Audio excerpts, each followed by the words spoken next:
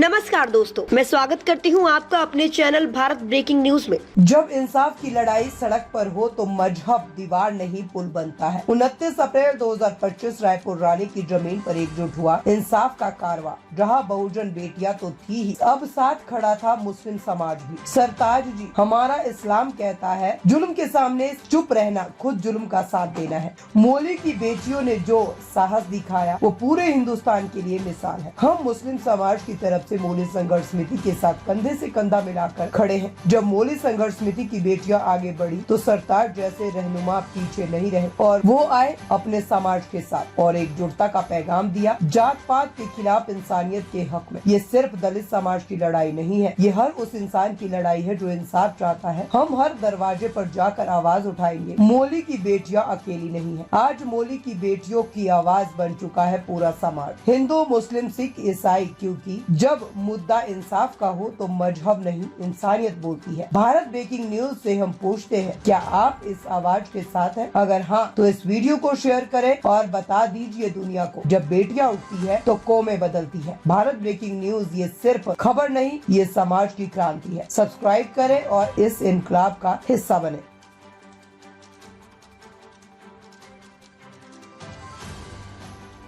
प्रशासन के ढीले रवैये को अपनी आंखों से देखा है कि एफआईआर दर्ज हो जाने के 20-25 दिनों बाद तक भी प्रशासन उन लोगों को गिरफ्तार नहीं कर सका, तो समझ में आता है कि प्रशासन कितने दबाव में काम कर रहा है। तो हमारी भी इन तमाम बातों के बाद कुछ जिम्मेदारियां बचती हैं कि जिस मुल्क में हम रहते हैं, हम किसी मुल्क के बाशिंदे हैं और यहाँ हम इज्जत के साथ रहना चाहते हैं, लेकिन हम यहाँ इज्जत के साथ रहने नहीं दिया जाता। अभी आप एट्रोसिटी की अगर इस मुल्क में बात करें तो हर लम्हे यहाँ दलितों पे एट्रोसिटी होती है, हर लम्हे यहाँ मुस्लिमों पे और अल्पसंख्यकों पे एट्रोसिटी होती है। पहलगाम में एक घटना होती है जिसकी पूरा मुल्क निंदा करता है, लेकिन गोदी मीडिया सरकारी कारिंदों के तहत उसको सियासत के लिए बुला लेता है और वहां से एक नैरेटिव समाज में सेट कर दिया जाता है कि धर्म पूछा है, जाति नहीं पूछी। यानी तमाम लोगों को कहा जाता है कि आप धर्म के नाम पे कट्टर हो जाइए।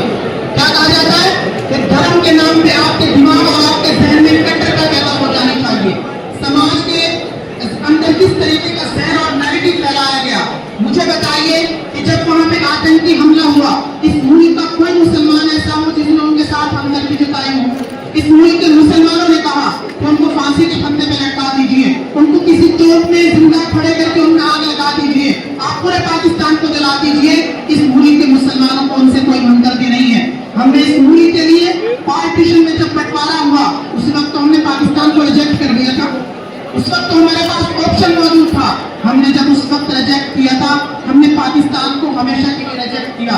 लेकिन पहलगाम के हंगामे के बाद, वहां के आतंकी हमले के बाद जिस तरीके से यहाँ मुसलमानों को परेशान किया जा रहा है, मैं दूर की बात नहीं करता, जिस शहर बिलासपुर में जिला यमुनानगर में मुस्लिम दुकानदारों को पुलिस प्रशासन ने कहा कि आप 2-4 दिन दुकान बंद कर लीजिए।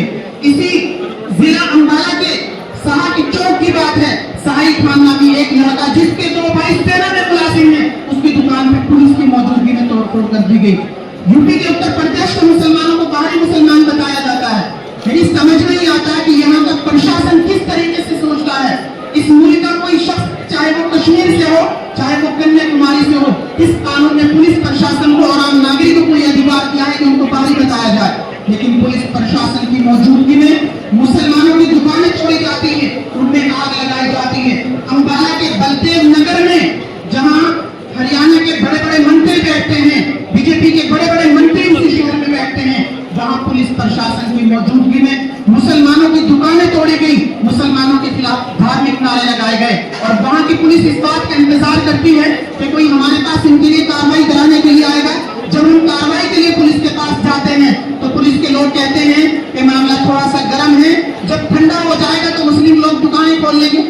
मुसलमानों के अंदर किस तरीके का डर बिठाए जाने की कोशिश की जा रही है। ये हमें और आपको किस तरीके से धर्म के नाम पर हमें और आपको बांटकर लंबे वक्त तक सत्ता में रहने की जो साजिश, जो सियासत बीजेपी ने इस मुल्क में शुरू की है, इस आग में पूरा मुल्क झुलस रहा है। यहाँ ना हॉस्पिटल की बात की जाती, ना कॉलेज की बात की जाती, ना स्टूडेंट्स की बात की जाती। जहाँ मुल्क में रोजाना हो रही जो एट्रोसिटीज है उसकी बात नहीं की जाती। जहाँ मीडिया में बैठे हुए लोग दिन भर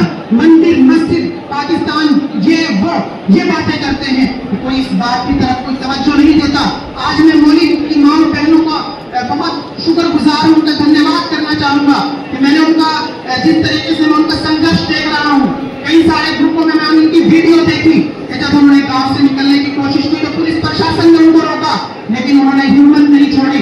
वो गांव से बाहर ट्रालियों में निकली, उनको डिटेन कर लिया गया, लेकिन वो ट्रालियों से नीचे उतरकर किस तरीके से कच्ची गलियों से, सड़कों से और वो नदियों के रास्ते से यहाँ पहुंची है। मैं उन तमाम माँ बहनों का शुक्रगुजार हूँ, उनका मैं धन्यवाद देना चाहूंगा।